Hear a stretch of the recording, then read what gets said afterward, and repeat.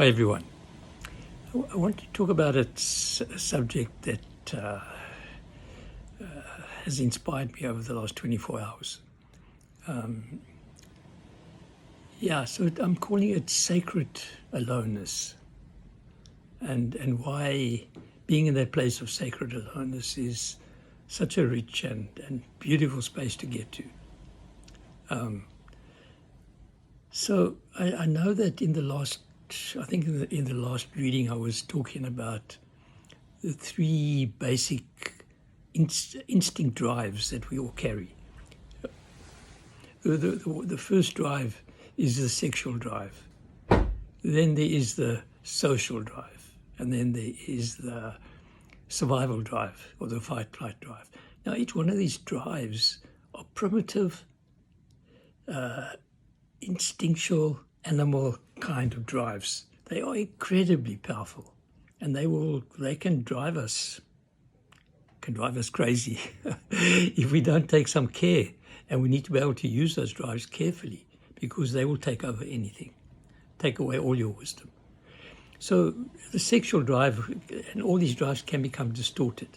The sexual drive, when it becomes distorted, becomes a serious need and a greed, and people become violent and respond that's why there's so much rape around.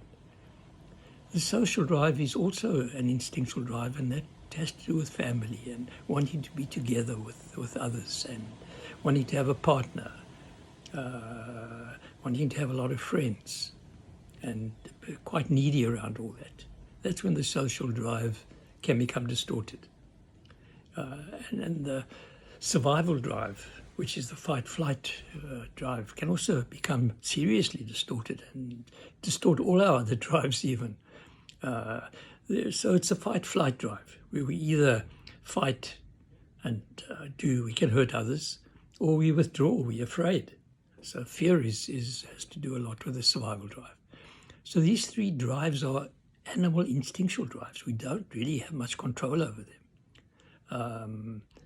Of course, we do have to have control, but they still can be distorted. Even when we control, they lead to addictions. Our sexual drive, if it's held back or we can't manifest it outwardly, then it causes problems and it causes addictions. We can turn to food instead of sex.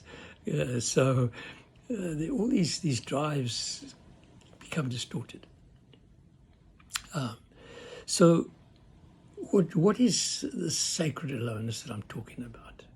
Well, the sacred aloneness happens, we can understand the sacred aloneness when we recognize, first of all, the drives that are there, and recognize that these are animal drives, they're subconscious, unconscious drives.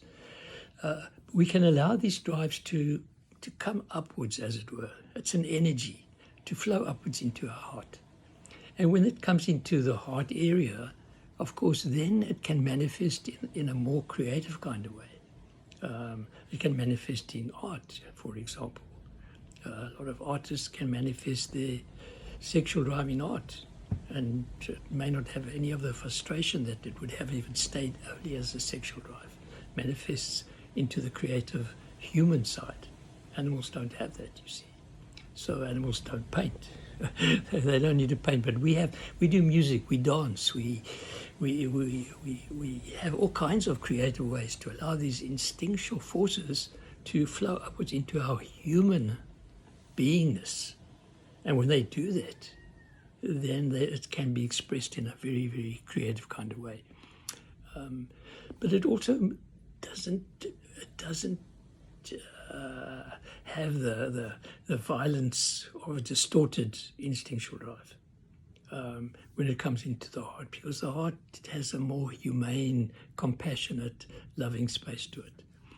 And when we can be present in that heart space and really allow these instinctual drives to flow upwards, not being held captive by them, but allow the instinctual drives to flow upwards and just to be present with them, either allowing them to manifest outwardly if we want to, or just to be present with those drives and watch in wonder and feel and be present in that quiet space that's present in the heart.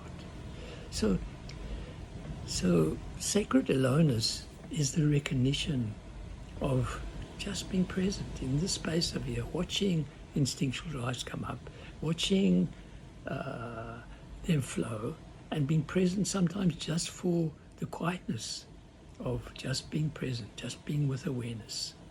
Going out there is kind of a way of moving away from the sacred aloneness. Or if we feel that we need to connect with our friends, or we need to go out all the time, or when the need is there, then that need takes us away from this, what I call sacred aloneness. Then it becomes loneliness. Then we feel lonely if we don't have those if that social need is not met by going outwardly out into the world.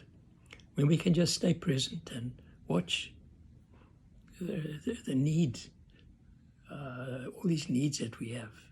Need to have music on all the time. Need to listen to your cell phone all the time. Need to keep doing. All this neediness takes you away from sacred aloneness and brings you into loneliness when you don't have, when you can't fulfill those needs and go outwardly. So, what I'm doing through these talks is really to try and bring an insight into who we are as a human being, what drives us. If we can understand what drives us, we're no longer just mechanical, we're no longer just machines, just being driven by all these different qualities inside us, reacting to threats. Survival drive is very powerful.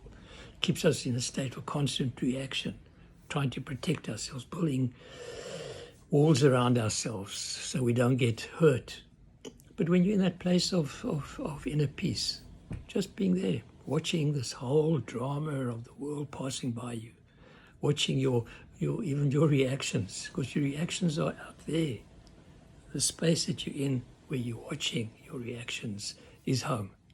And when you can just be home and allow your reactions to come and go, your thoughts to come and go, your needs to come and go, and discover this sacred aloneness inside yourself.